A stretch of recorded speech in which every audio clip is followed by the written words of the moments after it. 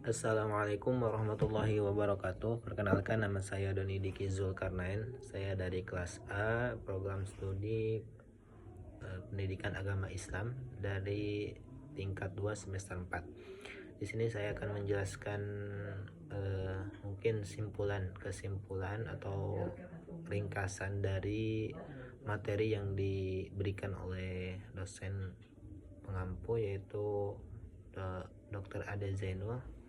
Sini saya akan menjelaskan konsep dasar dari kurikulum. Ya, kurikulum mulai dari definisi, fungsi dan peran, yang terus asas-asas dari kurikulum tersebut, komponennya dan strukturnya. Mulai dari definisi terlebih dahulu, yaitu kurikulum itu berasal dari bahasa Yunani. Nah, bahasa Yunaninya itu kur, yang berarti jarak tempuh dalam perlombaan lari. Nah, itu dari bahasa Yunaninya ya. Bahasa Yunaninya itu kurer ya. Dan juga pada awalnya kurikulum ini lebih berfokus pada subjek matter. Nah, subjek matter ini yang dimana seorang guru itu fokus menyampaikan kepada siswanya, dan siswanya itu fokus untuk menerimanya seperti gelas kosong yang diisi gitu ya. Tapi seiring dengan berjalannya zaman, konsep ini bergeser gitu. Jadi fokusnya itu lebih ke siswanya, yang disebut dengan child centered curriculum. Kalau tadi yang pelajar berfokus pada penyampaian materi pelajaran saja, itu subject matter, yang berfokus pada guru, yang disebut dengan teacher centered curriculum. Nah, seiring dengan berjalan zaman itu berpindah jadi child centered curriculum gitu. Dan juga dari definisi ini ada juga beberapa para ahli yang mendefinisikan kurikulum ini gitu. Pertama, saya akan menyebutkan beberapa saja gitu. Pertama, dari John Dewey tahun 1902, bahwa kurikulum adalah proses berkelanjutan yang mengorganisir pengalaman belajar anak didik gitu. Nah, ini menurut John Dewey tahun 1902 gitu. Yang kedua itu dari Franklin Bobbitt tahun 1918, bahwa kurikulum adalah susunan pengalaman belajar yang terarah. Yang ketiga yaitu ada dari Hilda Taba tahun 1962 gitu. Nah, bahwa menurut Hilda Taba ini kurikulum mencakup tujuan pendidikan, materi pelajaran, dan metode organisasi gitu. Dan yang keempat dari Robert Chen tahun 1967, kurikulum adalah rangkaian materi belajar yang disusun berdasar pemahaman awal siswa. Jadi secara umumnya itu bahwa memang kurikulum itu adalah mencakup perencanaan untuk membantu siswa itu mencapai suatu tujuan pendidikan. Nah, gitu. Jadi dari kurikulum ini gitu kan, siswa itu membantu siswa untuk mencapai suatu pendidikan yang diharapkan oleh siswa itu, yaitu dari kurikulum ini gitu. Karena kurikulum juga isinya itu mencakup tujuan siswa, isi, dan juga metode-metodenya gitu. Nah, setelah definisi selanjutnya itu fungsi dan peran. Nah, ini ada beberapa fungsi dan peran dari kurikulum tersebut. Pertama, fungsi terlebih dahulu. Fungsi ini ada bagi sekolah. Kenapa bagi sekolah? Karena sebagai alat untuk mencapai tujuan pendidikan dan pedoman dalam pembelajaran gitu. Jadi sekolah itu, guru-guru gitu kan, mengajarnya itu berpakunya itu, pedomannya itu dari kurikulum tersebut gitu. Bagaimana dari metode pembelajarannya, nah itu guru itu mengambil dari kurikulum tersebut. Ini fungsi dari bagi sekolah gitu. Ada juga bagi sekolah tingkat di atasnya gitu.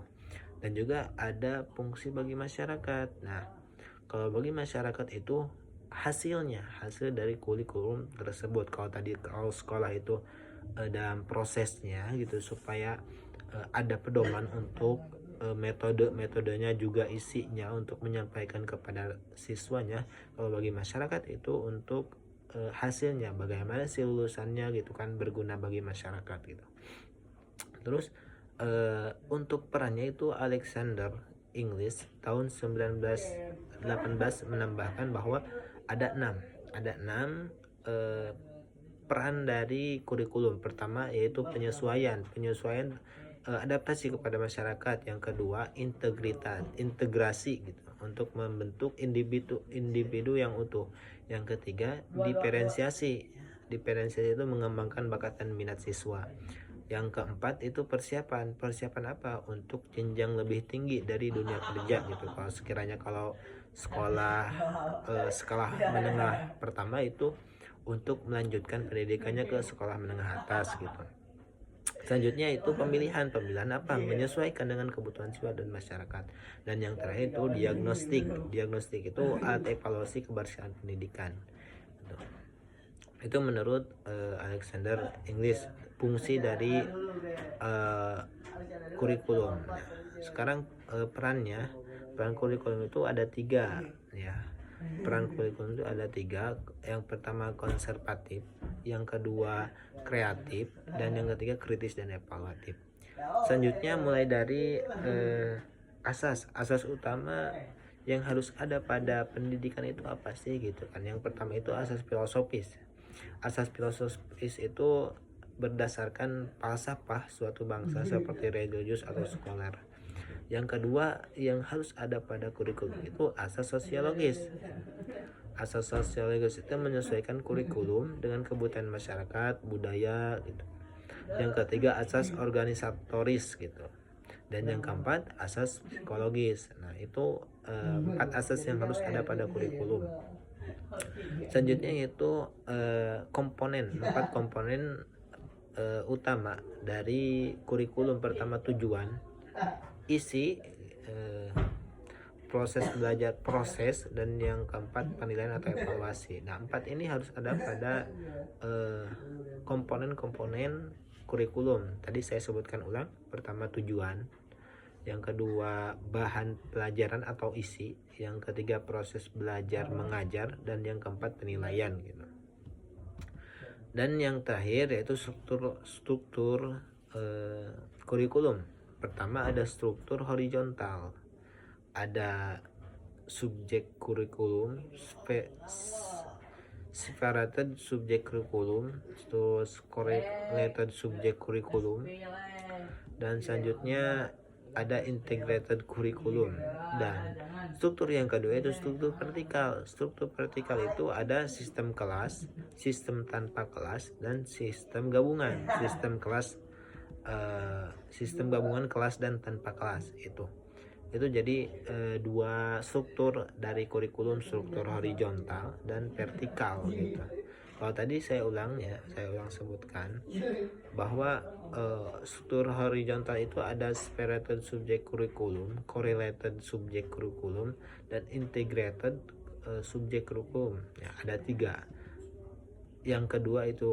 Struktur yang kedua itu struktur vertikal, itu sama juga ada 3. Pertama sistem kelas, sistem tanpa kelas, dan juga yang ketiga gabungan sistem kelas dan tanpa kelas.